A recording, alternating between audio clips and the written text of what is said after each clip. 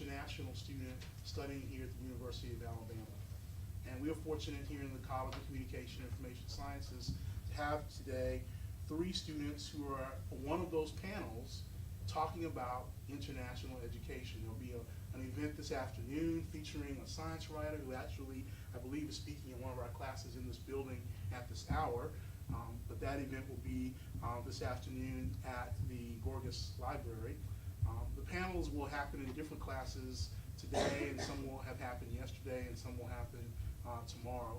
What we want to do in our short time today is to find out about the experiences of these 3 students, both studying abroad and studying here at the university if they're coming from other countries. And the way we'll do this is we'll have each of them introduce themselves, tell you what their major is or what their course of study is or what they're doing here at the university, and then what international experience they had.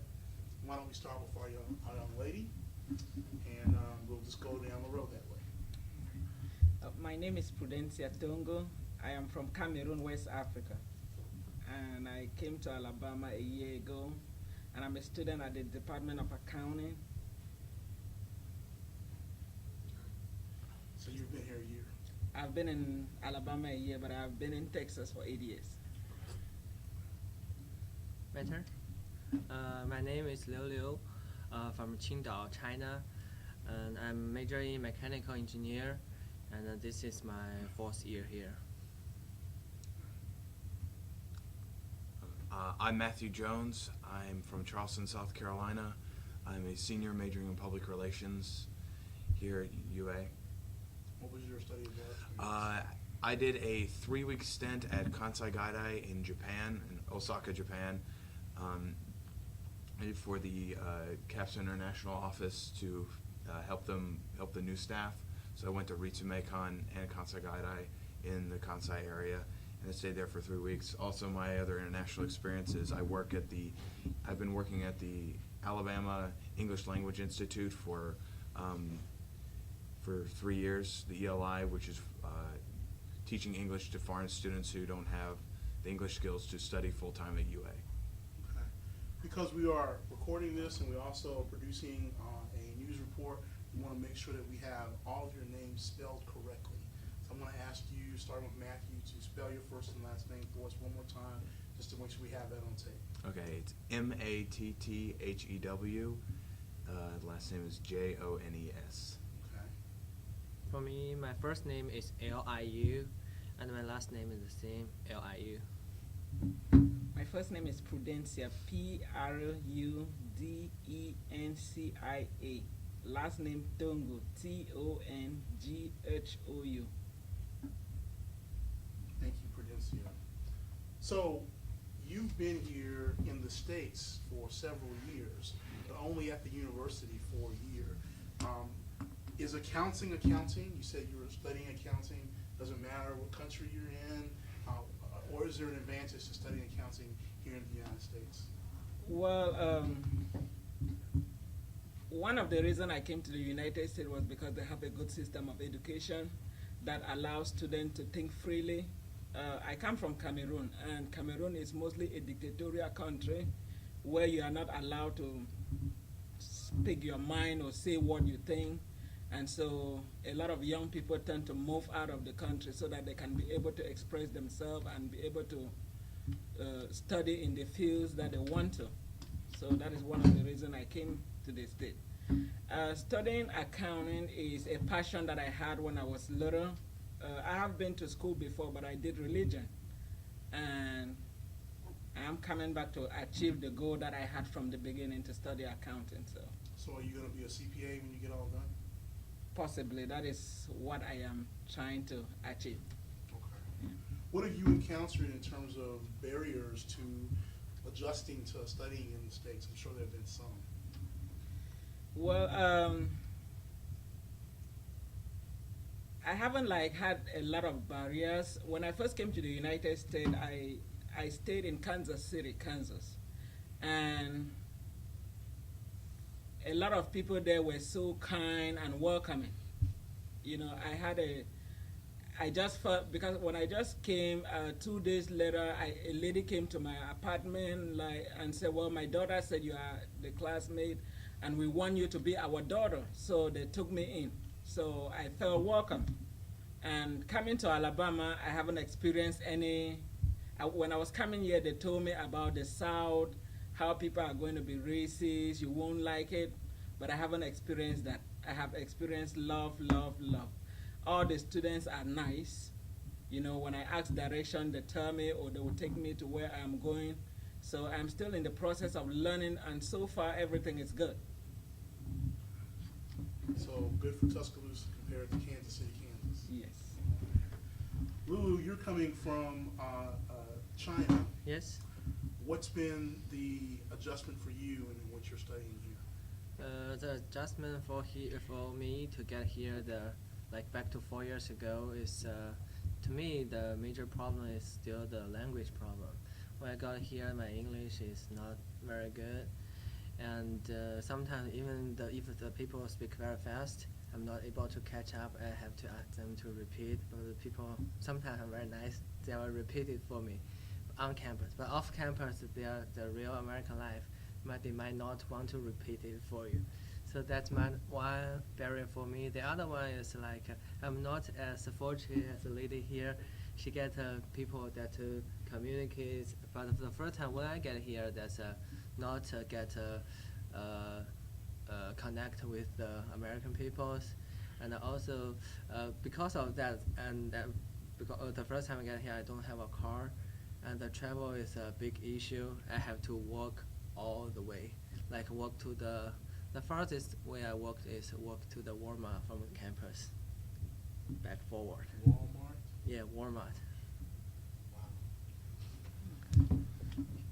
My goodness, that's quite a haul. intense. Now, did you have an opportunity to go through our English Language Institute before you started your classes a few years ago? Yes, I did go through the English Language Institute. Explain what that involves. That is an English program on our campus to help the international student to get better in their English. And they have 6 different levels from the beginning to the entry level to the university.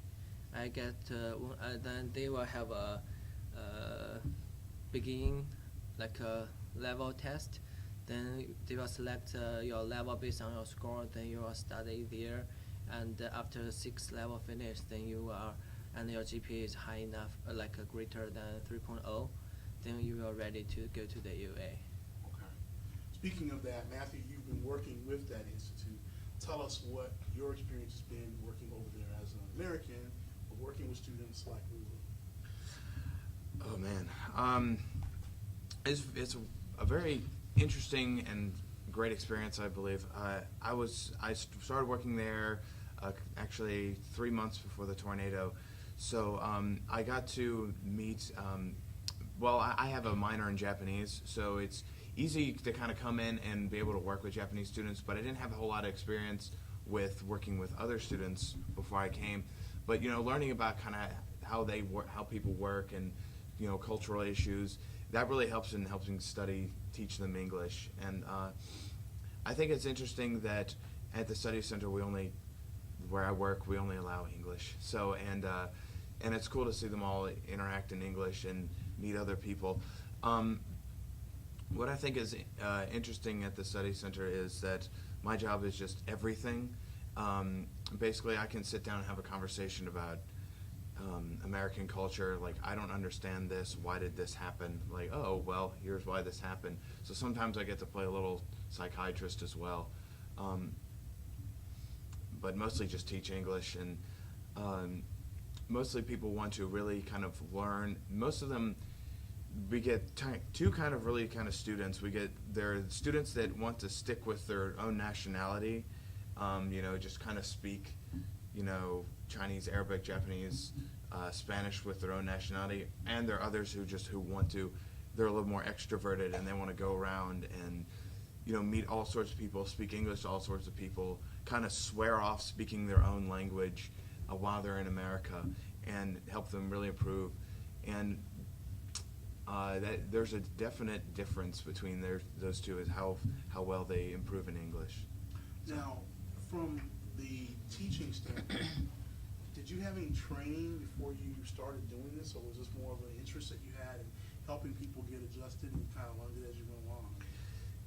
Yes, well, I took a bunch of journalism and English classes here as in my early years, so no, I didn't really actually need any training. I just had a stellar interview, and they're like, "Great, you don't seem creepy," or you seem to know what you're talking about. So that's how I really got the job, and it was a very popular job actually. I was very surprised how popular it was, and I got the job, and there was no really super big training. All I kind of really had to learn was basically I had to sit down and look through one of the big tests students study for, like the IELTS, the TOEFL, and the GRE. So I had to sit down and read a bunch of those books and brush up on that, and then kind of brush up on some other English structure that that Americans would be like, oh, I know that, but what's the term for it?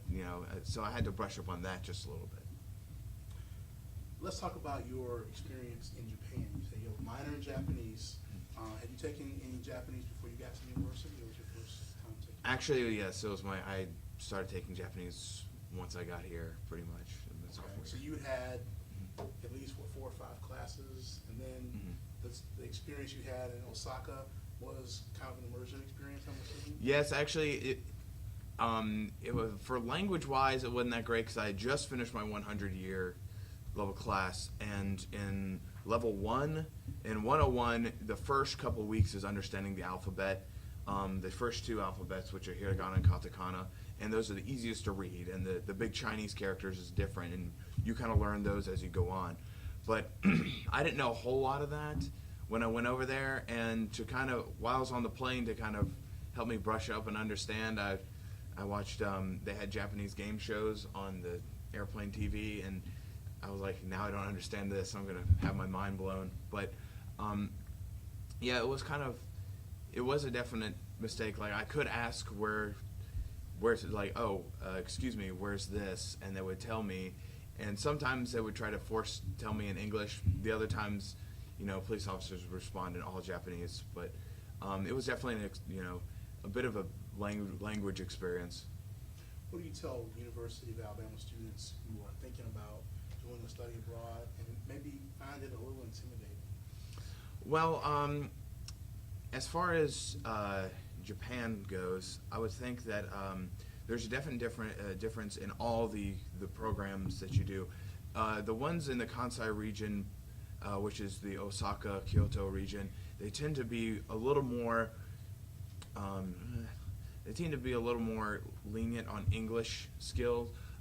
As far as our old program with Hiroshima and our still continuing program with Kansai Gaidai, they teach all their classes in English, so it's less intimidating for people that I don't speak Japanese and I want to go to Japan.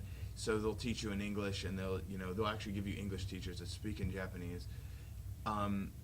As far as the Tokyo regions, those are a little bit harder schools to get into. Meiji and Chiba, they don't accept like really, really good students that have at least 2 or 3 years in Japanese. And but there are programs in Japan for people that are just, I don't know Japanese and I really want to go to Japan, but I'm afraid I'm going to go over there and it's all going to be scribbles to me. So, but it's really, we've got plenty of programs over there that do that, and especially there are a couple in Tokyo that help you get into bigger.